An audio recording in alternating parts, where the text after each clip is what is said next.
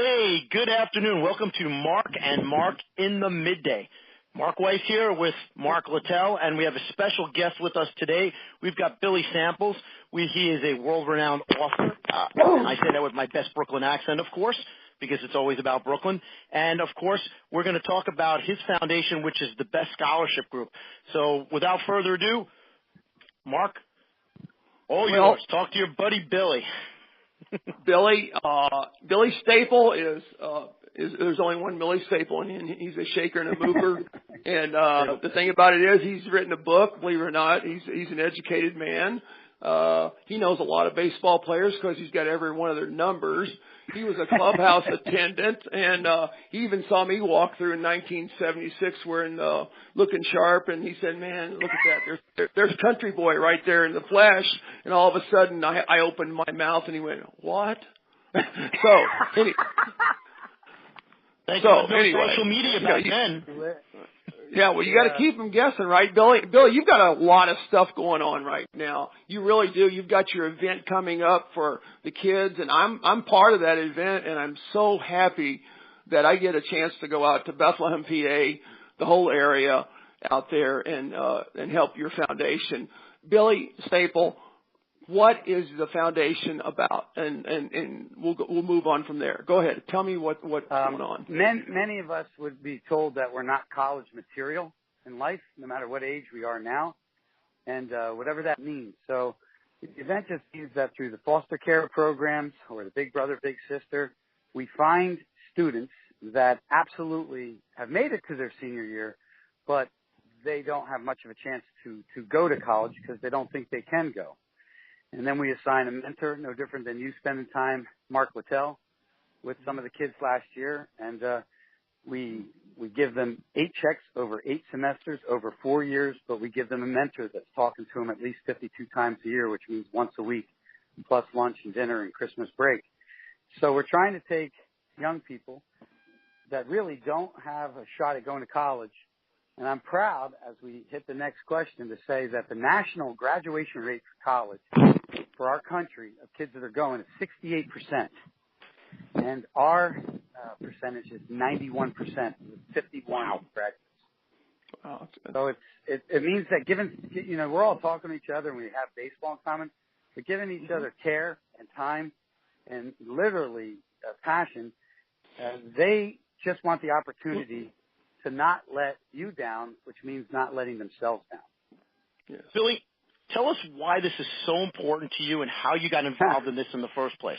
I have to know. Well, I call you New York Mark. New York Mark, I ended up meeting Mark Littell because I could have been making better decisions at 11 and 12 years old. And that meant that somebody reached out and connected me with a man named Pete Sheehy in the Yankees clubhouse.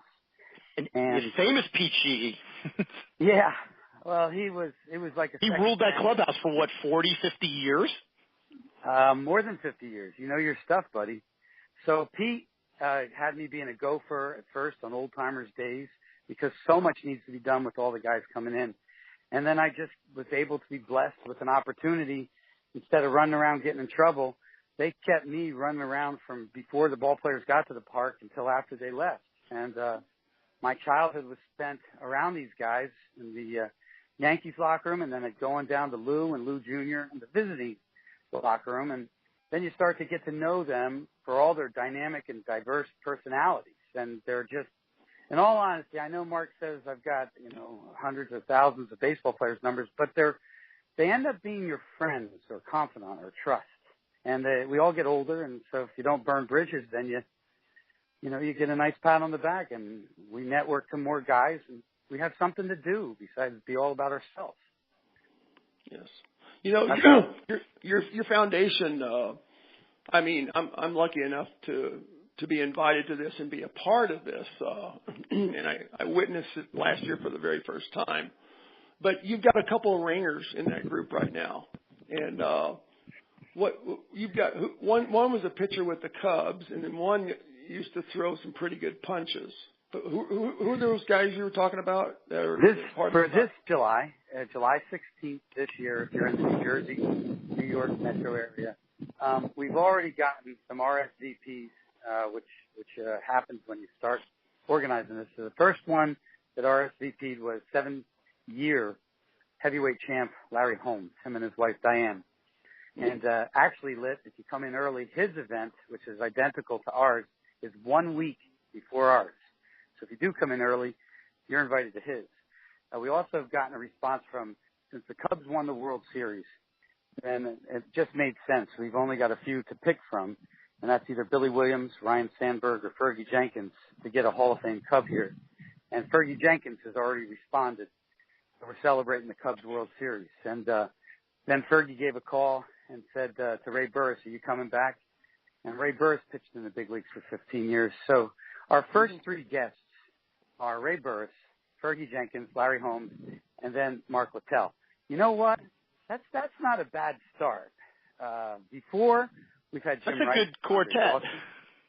Yeah, you know, and it's only, watch, when these guys say they get it, then they hear, you know, the message and it goes to other guys, and we all have fun, you know. It's not just another event. You know, I've been asked to go to the 43rd event. So it's much more than that, hopefully. And Fergie's a great guy. He really is. Fergie's probably the most, out of 70 living Hall of Famers, he's probably consistently the most personable Hall of Famer I've worked with, and I've written chapters for my books on 42 of the 70 living Hall of Famers. I am not making judgment on the other 69. I'm simply saying consistently the most personable. And he's not a Hall of Famer, a pitcher, or a Cub. He's just a good human being. I met him this year in spring training at a Texas Rangers game, sat with him and talked baseball for 30 minutes, and he was fantastic. He was just like sitting there talking to one of my buddies, except this guy had all the inside stories. And it was just, he has his own foundation too, obviously. He works with you guys. He gets it. He really gives back. And he was a pitcher in the 60s, 70s, and 80s. And now he says he's a servant to his foundation in the 2000s and 2010s. And that's his role now. So, you know, if you chat with him, that means he has purpose for the day. And that's his purpose. Amazing. Amazing stuff. Billy, you came out with the book, your book here, Before the Glory, in 2015. And I've read the book, and it's got so much information. Tell us a little bit about what your goal was with Before the Glory. A couple of things. So I'm going to keep each answer short.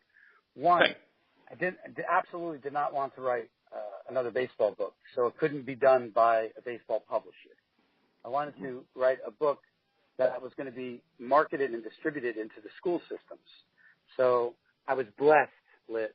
I was absolutely blessed where Jack Canfield from Chicken Soup for the Soul signed us to a national book deal, which meant a national marketing deal, which meant the first printing off the press was 50,000 books. I mean, I don't even know what to say.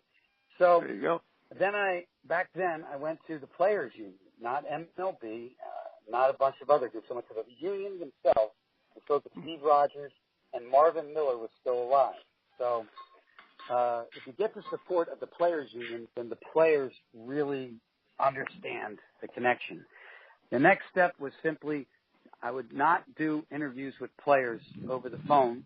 I wouldn't do them at the ballpark. I'd find in Dominican and Puerto Rico, fly to California. I flew to their houses because the interviews were only about their childhoods and one-page stories about your mom, your dad, good things, bad things, sad things. So about a third of the content is baseball, and then two-thirds of the content is life. So the crazy part of the marketing before the book came out is rather than be a writer, an author, or sports writer, when the chapters were complete, I then flew back, and each one of them will tell you, sat down with them face-to-face, eye-to-eye, and then we edited their childhoods so that if there's an E in your sister's name, then we corrected it, not an assistant, not a PR person, just me and you. So I've done 2 books, 72 chapters. So that means 144 one-on-one visits with the 72 guys, and that creates passion. Sure does. Billy, when you got to meet with them, did you actually get to go to like their childhood homes and see their childhood towns and even like the ball fields where, you know, it all started for them, and even talk to like friends, relatives, and coaches? New York, Mark, you have hit the nail on the head. The interview with Don Mattingly, there's 1 out of 72. I got to see why he was an opposite field hitter, because he showed me where he played wiffle ball. We walked because there was trees covering right field. So you can't hit the ball into the trees. We went to the farm outside of Evansville where Don Mattingly was playing. We walked in the barn. You're getting it. You are so getting it without having us talk too much. But these players, I was not interviewing Don Mattingly. I was interviewing a guy named Don who was once a kid. And we got one shot at getting this right. And thank God we did. You know, I'm appreciative. So you got to talk to not Donnie Baseball, but Donnie Wiffle Ball. I'll take that. I'll take that. Yes. Yeah. You know, I will tell you this. It's the only interview out of the 72 that have already been published where he said, turn that recorder off. We got to get out of here and take a walk. Can't take it. We were talking about his dad. We were talking about why he wore number 23, which is his brother's birthday, and he lost his brother when he was a teenager. So you get into talking about your dad who's passed on. You get into talking about your brother who's passed on. You get into talking about why you wear number 23. And we just, according to Don, we needed to take a break. It was too much. Mm-hmm. I could imagine so. I definitely could. So folks out there listening, this is Mark and Mark at the Midday, and we're actually talking with Billy Staples. He is an author. He's a motivational speaker. He's an educator. He knows so many famous people. And right now we've just been talking about his book, Before the Glory, and all the folks that he's met and how he met them on their home turf. Billy, any commonality, like, between the stories, like links that you could say, like, was a common thread for most of these guys or all of these guys that you noticed? I would say two things. One, if you've ever shoveled a driveway or cut grass. Yes, I have. Leaves. Okay. Then if the next 4 or 5 lawns or driveways were done, right, all because of you within yourself, did your driveway or did your lawn or raking the leaves, did they have to be the best? Not to please your mother or father, but within yourself.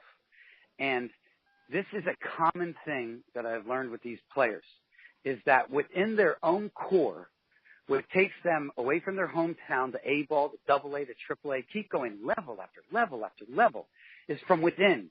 They have this inner competition that they must be the best. And even when they retire from the game, New York, Mark, they still got to be the best. It's a trait that very few are going to have this trait in life, just in general. And that is what keeps them going. And failure is part of it. You're reminded of your failures in sport every day for the rest of your life. It is up to you to absolutely keep saying, I'm coming back tomorrow. And Littell, you're a human walking, talking experience of what I just actually said. You know, you're reminded of your failures, yet anytime you're introduced somewhere, all they do is talk about how long you stayed in the game, you know, with the Cardinals and the Royals and the playoffs. So it's a strange balance, isn't it, Littell, of you not only made it to the big leagues, but, dude, you stayed, but yet you're reminded by fans of your mistakes. Well, you know, you talk about wearing that cup in the locker room, and you said I wore what now? You said a red, white, and blue jock, right? I know that humor is very, very high on morale. All I said is 76. If anyone was going to wear a red, white, and blue cup and jock strap, country was going to keep that locker room loose. You were more than a relief pitcher to the Royals locker room, my friend. Well, the funny thing is I always tried to trick a lot of people, but you can have a good game or a bad game, and walking into a major league locker room was not a safe place at any time, because you were open for any accusation or vocal disturbance. Even if you threw a 2-hitter, you weren't safe. If you went 0 for 4, you certainly weren't safe the next day. But there was always something that was, these guys were gigging everybody, and it got a little hostile. But we all went back and we dealt with that big word adversity. So that's what we're dealing with every day, and that's what the public is dealing with every day as well, as this adversity. And we've got these kids and these young adults that we're trying to get better educated and send them back into the community to show what they can really do. And that's what you brought to the table here, Billy, is with the best educational group is to give them that chance. Well, they have a mentor that they talk to once a week. They have, they have to keep up with their own work so they can live. They have to, keep up with their homework so they can make the grades. And, you just don't dish out money to anybody, by the way. I do know that. That's the other thing. And, you go out here, they have to make their grades. They're not going to be a B, they're not going to be a B, C, D guy. They're going to be an A, B, possible C once in a while guy. Am I right? Well, Lit, they're doing their jobs because if they don't get a 2.8 GPA, their money goes in escrow for a full semester, so they get a double payment the next one. But they're doing their jobs. In all honesty, Lit, if we're really shooting at the core, you, with your personality, your sense of humor, your book deal, right, you make people laugh. You make people feel good, right? And then you just connected with this one. You know what we are? Lit. We're teammates way after you were wearing the uniform. That's all we're doing. We're still doing the same thing. It's just a different stage. Yeah. Well, that's a real good way of putting it, Billy. But we're going to run through this, and we're going to have Billy back on. And I don't know where we're at, but we're at the end of this show. But you know what? We're coming back on where maybe I'll do 5 or 10 minutes, but then between Andre Dawson, Jim Rice, Fergie Jenkins, Rich Goose Gossage, let's let them, let's let them have their 20 minutes the way we just did. And your listeners will see that, well, we've all got a connection here. We're all teammates. One, we'll talk about baseball. None of us are wearing the uniform anymore. We'll talk about memories. We'll talk about interesting situations in the game. But what are we doing now? We're staying connected because we got something to do together. And you're going to have some good future guests because I'm glad to help you connect with them. And this has been a great show, and the fans come back for more. Well, we're actually 2 for 2 because we had Al Clark on last week, and we've got Billy Staples this week. And you know Al Clark quite well because Al Clark is a umpire that was a 26-year Major League Baseball umpire. He's a former Major League umpire in the American League. We had Al on last week, and Al goes to Billy's foundation, and he goes to make this work. He's part of the group, and it's like you said, Billy, we're one big fraternity right here to try to help these people just get on with their life and get with it. And if the listeners got some good stories, right, and they get it, then from future shows where I'm tied into, or all the players like you, Lit, go on the show, then when we're doing parts of your shows versus all the other ones that you're doing, at least the fans will connect with. We're a theme, and it's a good theme. We've all got something to do, and it creates goodness. I'm on board to be with you guys. Well, I kind of look at it this way: as a lot of you guys, you really have some great gifts from God, and now you're giving back because of your gifts, and that's amazing. Well, Mark and Mark, all I can say is, Littell, I know you're the closer, and this was a great first show. I thank you guys very, very much.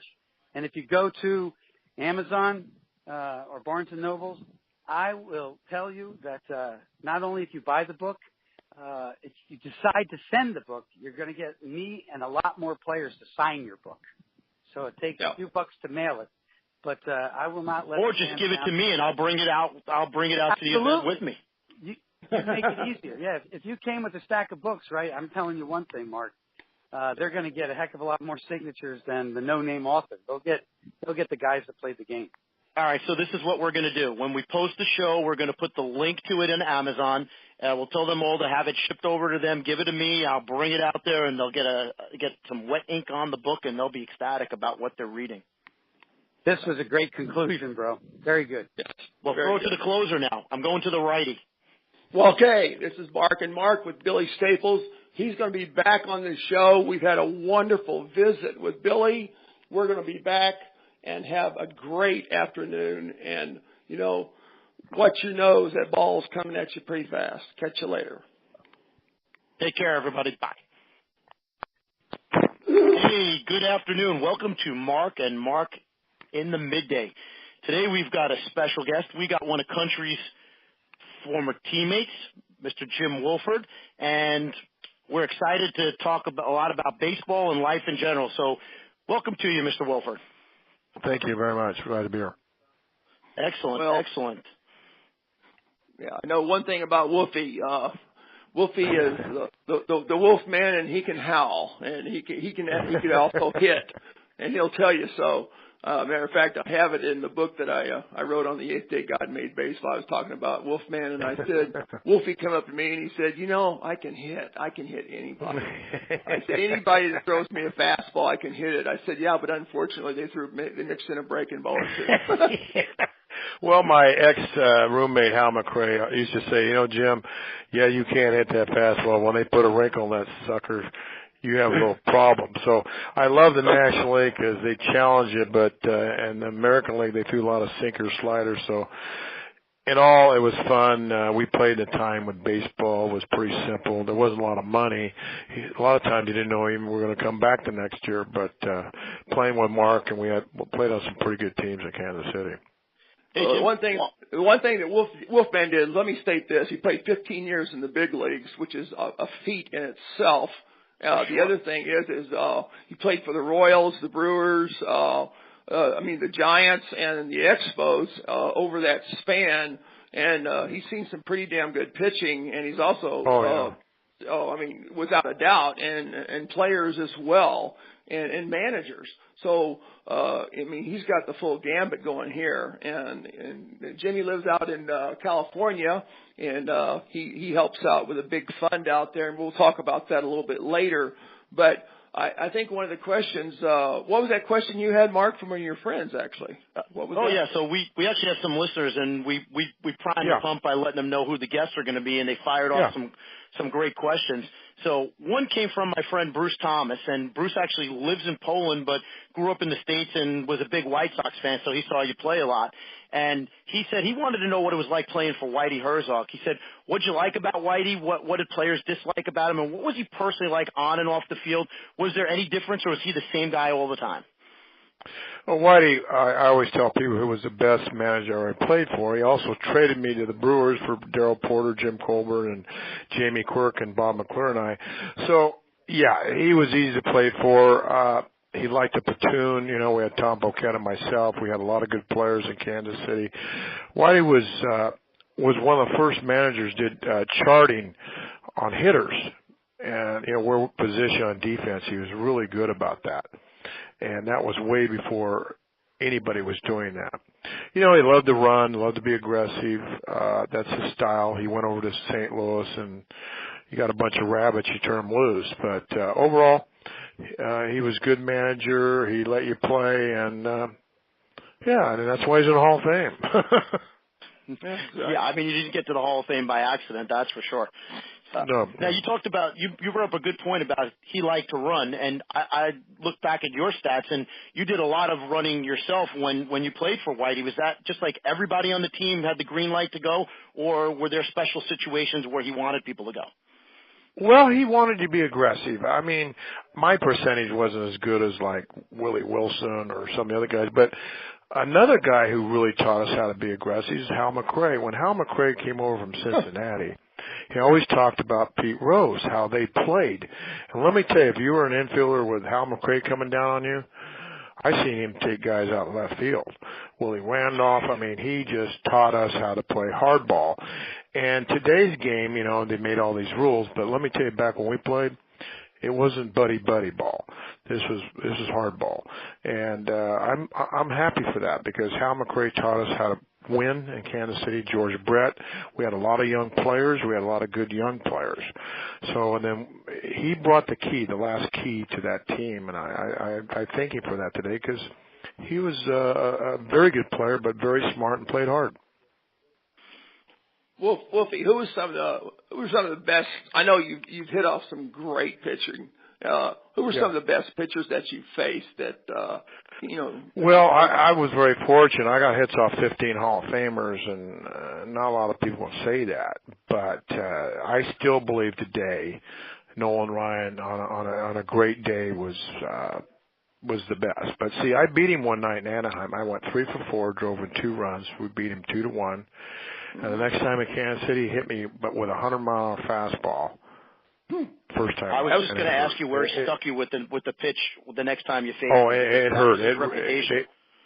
It hurt. The sound went clear to the press box. I went down to first base.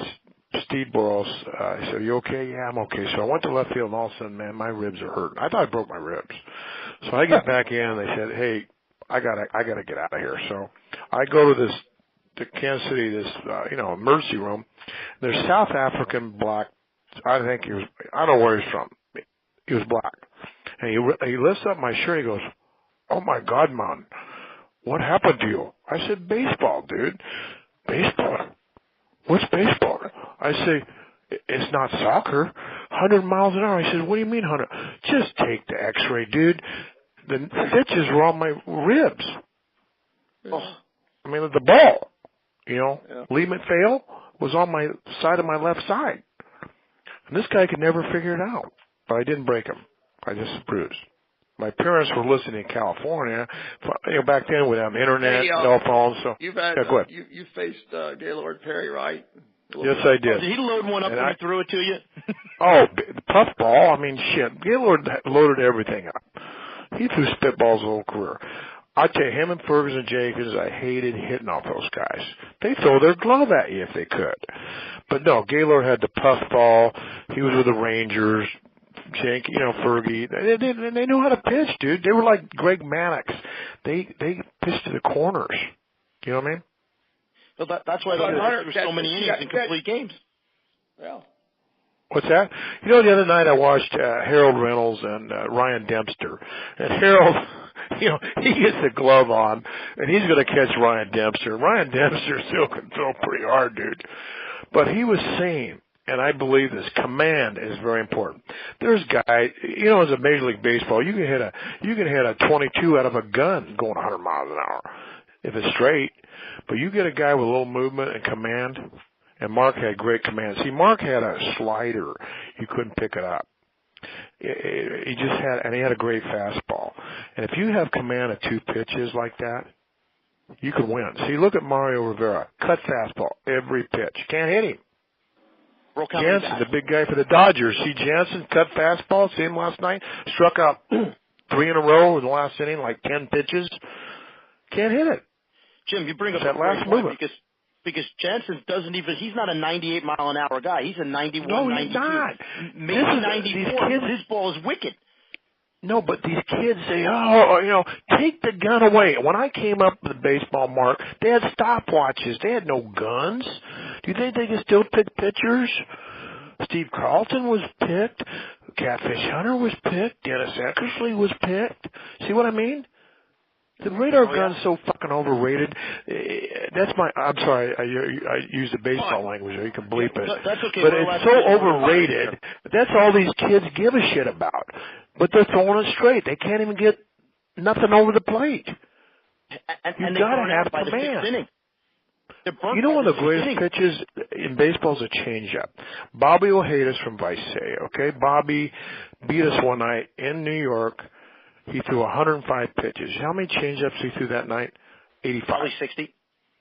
He's 85. He threw me a 2-0 changeup.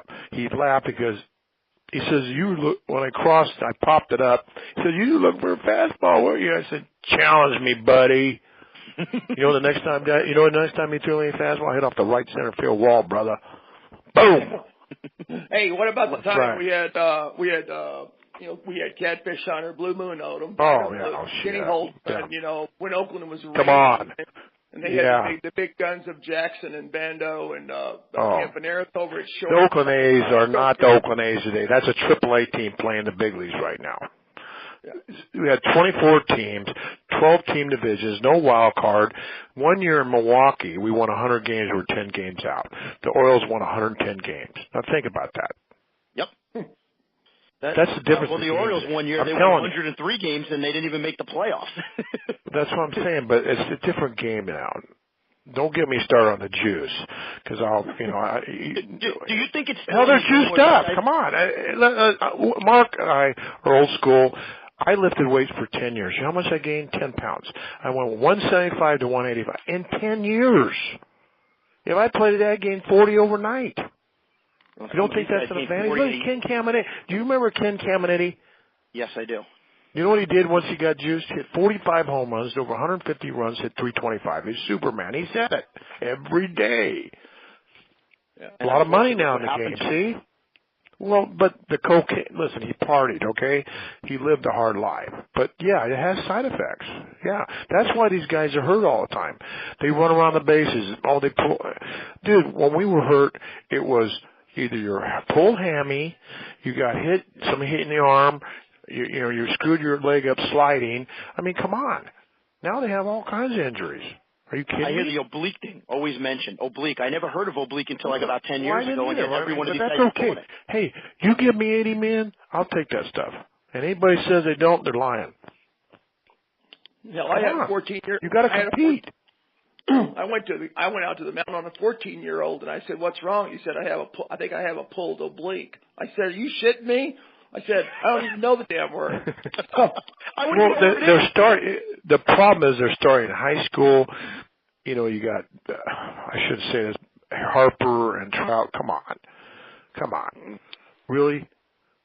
Let's be honest. They don't only catch the dumb guys. I mean, seriously. They don't want to know. It's too much money. Well, I remember back when the owners could have stopped, back when we were playing, and it was all the greenies and oh, well, hell. And the dope and everything. And everybody would say, "Oh, well, let's just look the other way, and they're playing pretty good, so but that's okay. You guys keep playing hard, and I'm sure you're real saintly." Sure. Now, when I came to the National League, we had to play the Oakland A's in spring training in Scottsdale, right there. And Jose Canseco came out. I never saw a guy bigger than this guy. He was hitting out in the parking lot. People would stop and watch him hit.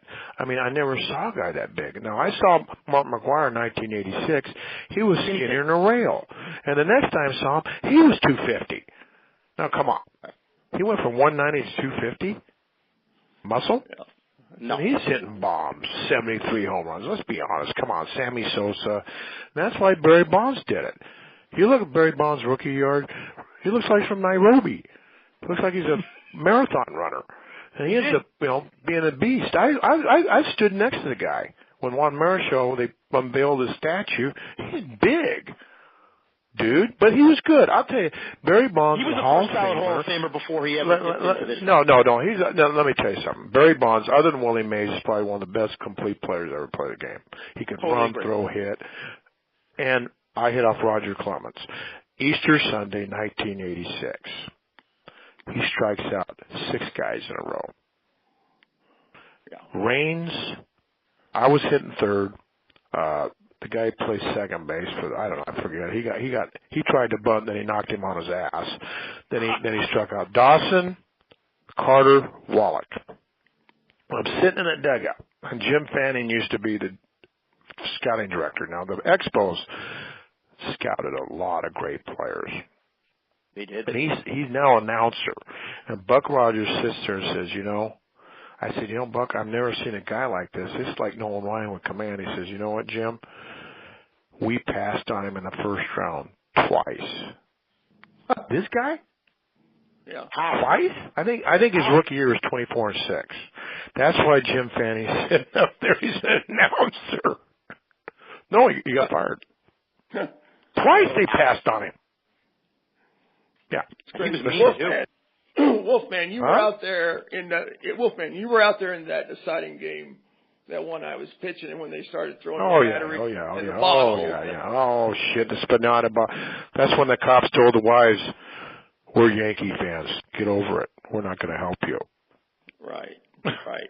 I saw that game live on TV, and I could tell you that 10-minute break with people running like crazy all over the field took away the whole flow of the game, without a doubt. Well, and Mark, listen, it was just a crazy game, okay?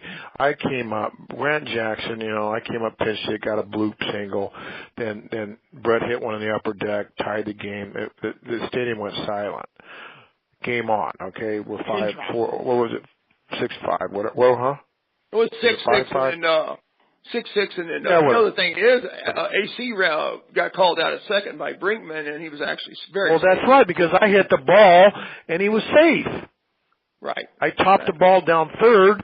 Today we have instant replay. He's safe. But see how the game is. Look at the Cardinals against the Royals. George Orr's out by 2 feet. Are you kidding me? Yeah. Dickinger. Don Dickinger. What? Are you kidding me? Yeah.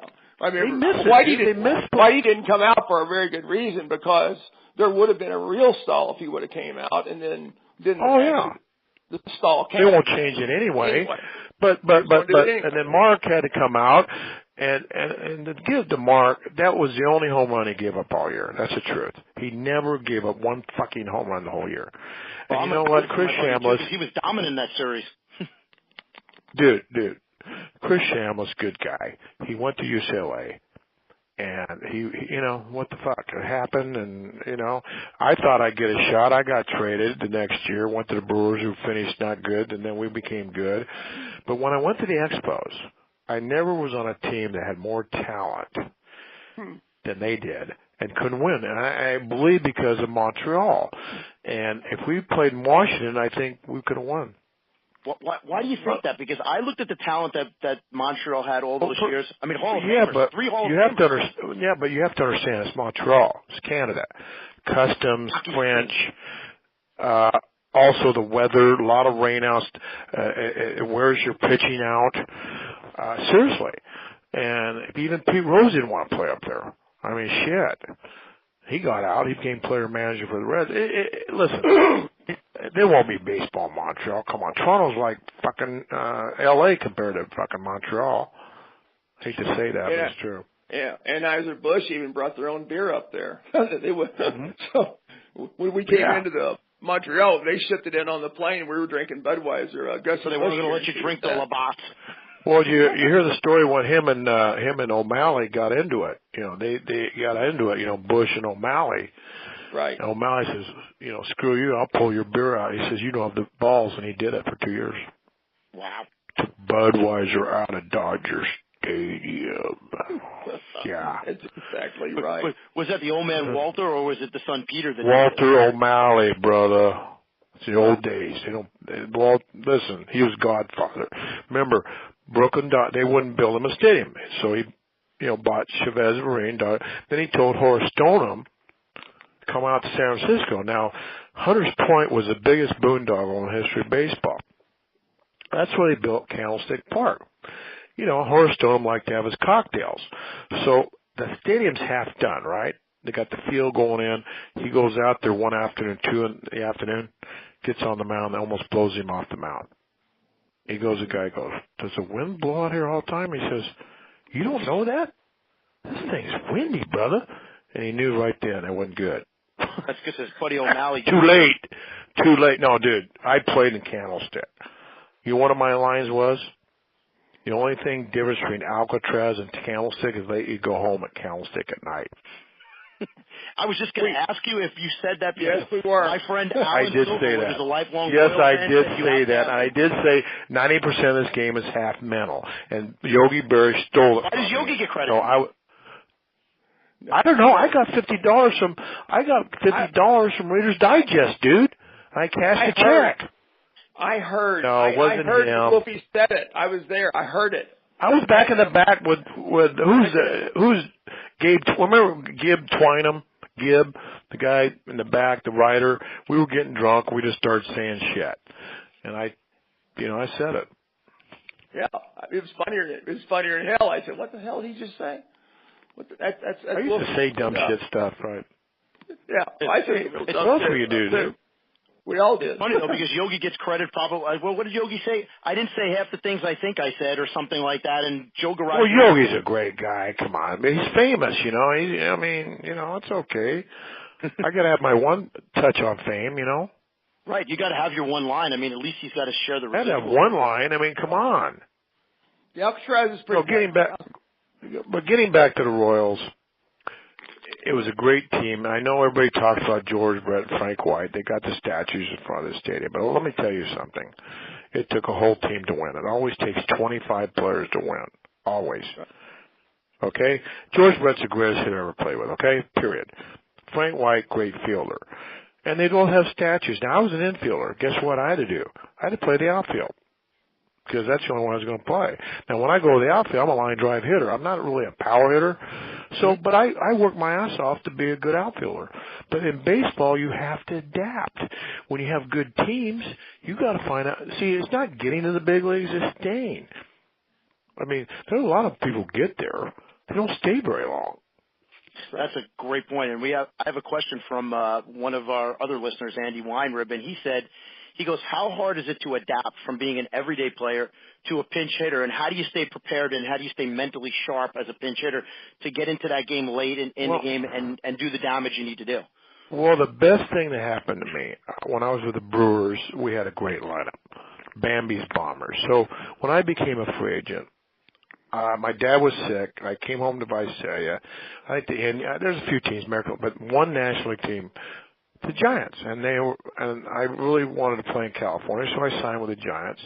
And one thing about the National League I really like, the pitcher, there's more moves.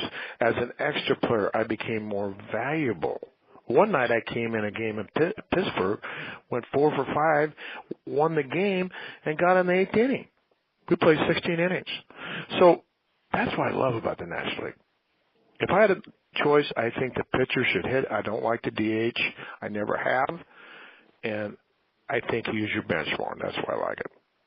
How did you adapt when you DH? Because I know a lot of guys who are regular players when they DH say it's tough to stay in the game.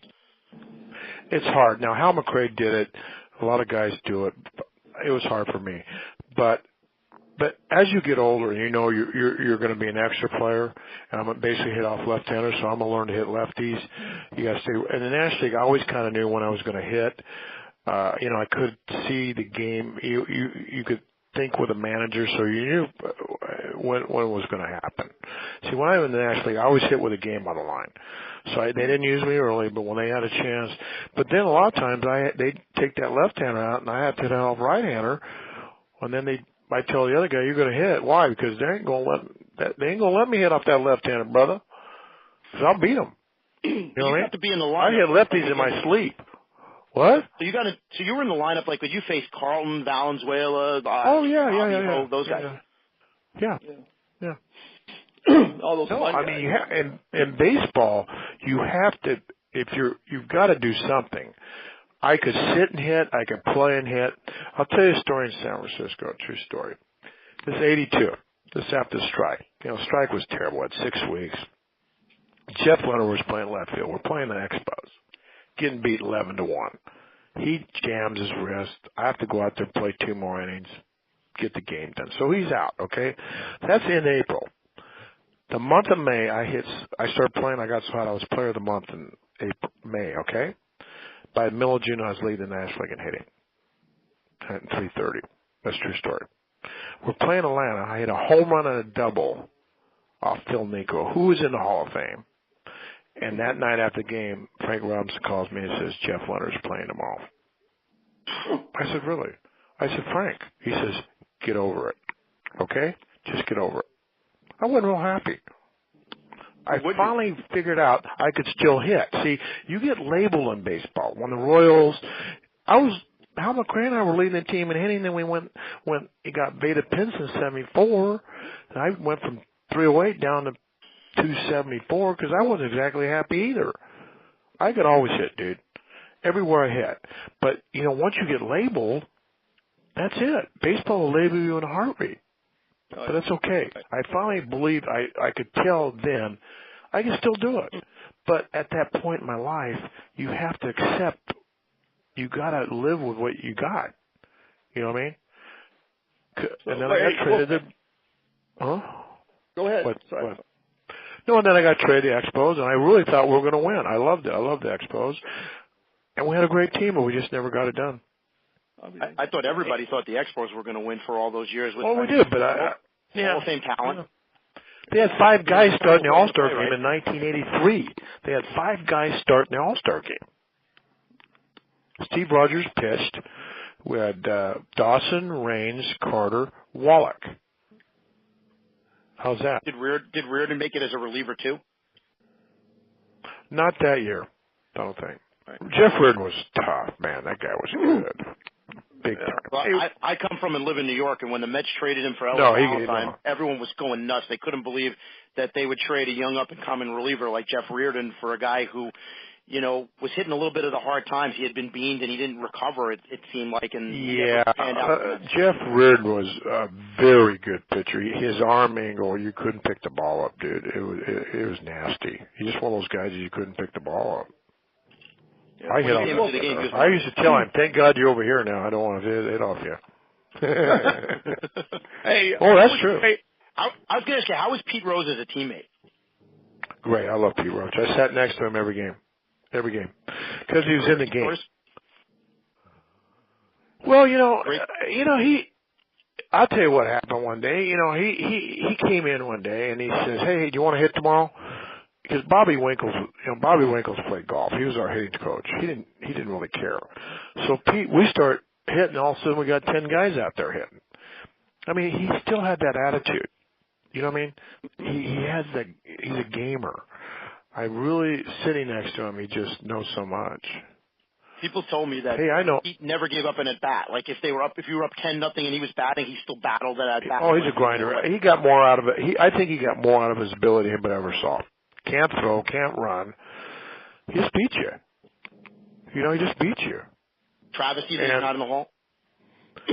Well, he's not an angel. I mean, was Alex Curris an angel? Was Paul Hornung? Is Michael Jordan? They all gamble. They're in the Hall of Fame. Yeah. Right? So what is it? I mean, he did what he did on the field. Ty Cobb actually probably almost killed somebody. I heard he did. But come on, we have to forgive. But I don't know. Giamatti had a deal and he died. I don't know. Pete, I don't think he's handled the best way. Sure. He's not one of these guys. He's going to do that. He's like Bobby Knight. There's guys like that, dude. They're just wired the way they are. But yeah, I think he should be in there. I have no problem with it. No one's ever going to beat his record. Come on. Are you kidding me? Who's going to play that long? Well, who's going to play that many games? Look how many games you got to play to get 200 hits a year. You come up as like Carlos Correa. Carlos Correa at 20 years old has to get 200 hits a year for 20 years. You still won't beat him. 4,000. You want to know how hard that is? You know how hard that is? The way he played. He said he played hurt. These guys, you barely get 140 games out of them this year. Am I right? You're right. Because they don't play. They don't take infield. These guys don't even take infield anymore. It tires them out. Wolfman, what's the longest ball you've ever seen hit while playing the outfield? Dawson and Astrodome hit one off Frank. I'll think of the name. He hit it 500 some feet. He hit it so far up there, it was unbelievable. Who? Was it off Frank DePino? No, Frank. No, not Frank. It was right-handed. God damn, Frank. Guy from Cincy? LaCourty. Frank LaCourty. He hit the fuck out of it. I mean, big guy. The dome? There you go. I mean, I couldn't hit a golf ball that far. Oh, wow. You have to understand the Hawk. I really want to know how great the Hawk was because I met him once. He was great. He was a great guy. He was a great guy. No, great guy, great player. I'll tell you, he had a great arm, and I'll never forget this. I was playing right field, playing the Dodgers. We're up 2-1, and Sachs is leading off inning. Okay, hits a ball to right center, and Montreal is a big ballpark. So I'm yelling, third. He picks that ball up and he fires it. I'm right behind him. It's like, you ever seen a guy hit a one arm? I mean, they start going up and it starts rising. Mm-hmm. Manny Trio goes over his head. He's second base. Spire is behind him. It's starting to rise. It's going higher. And Wallach standing at third base. Deeks sacks, strike, throws him out. No kidding. I was right there. So after the game, Bill Verdon, who never said anything, Bill Verdon played with Roberto Clemente, okay? Now, I saw Roberto Clemente throwing spring training, dude. He had a cannon, okay? So Bill says, gentlemen, everybody quiet. He said, Hawk, I played with Roberto Clemente. And I'll tell you right now, that was the greatest throw I've ever seen in my life. Wow. Bill Verdon didn't say anything, by the way. He never No. He never said shit. I'm going to tell you something. I still see that ball. I couldn't believe it. And Sass couldn't believe it. Because he could run. I mean, this guy could run. And he threw him out by 3 feet.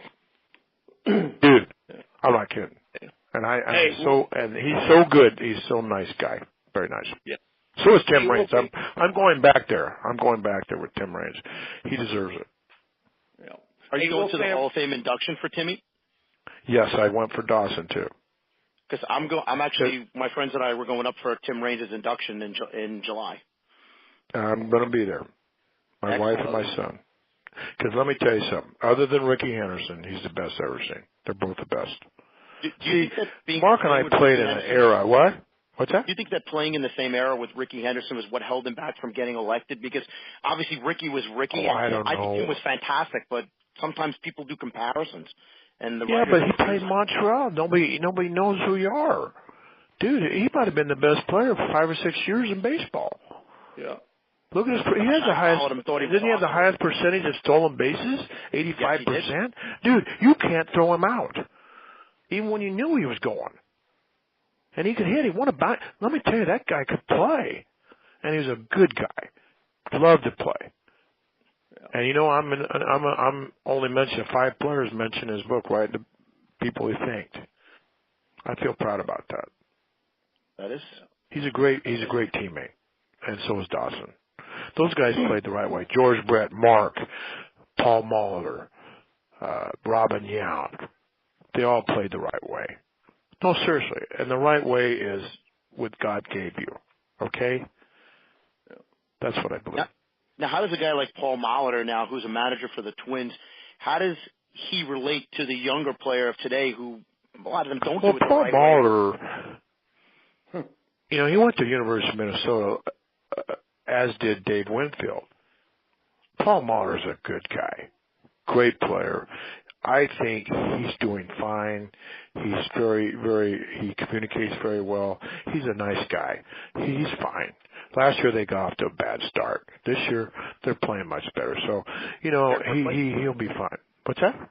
They're in first place this year.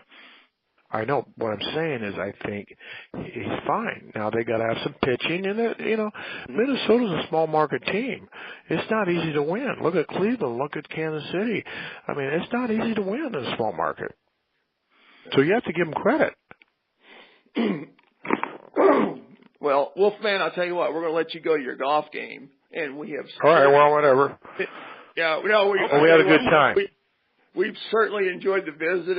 Oh, it's good. It's fun. Well, the enlightenment here of you're such a joy, Wolfman, as always, and you know it's always fun. And Wolfman's never changed, and we're. Well, you haven't either, Mark. I mean, Mark, you're the true country boy, always been. True, and you know, you work with kids. I respect that. I coached for years. I kind of miss it. You're sharing the game. You're honest, and your book is funny. I've read a lot of books. It's the real deal, and I'll tell you, your listeners, get it on Kindle or whatever. Get it. You'll laugh your ass off. It's really good. Wolfie, thanks for coming on the show, and no we're problem. going to have you back again. Anytime. Because you are. Well, I just love to talk baseball. Oh, I know. So do we. Well, Well, this is Mark and Mark, and I'm going to close it out. I'm the closer here, so throw peas. You're the closer, brother. Bring it on. That's it. I want to say throw peas at the knees, no pies in the eyes, no wall balls, and you'll be just fine. So see you later. Bring it on. Bye. Catch you later. Bye, everyone.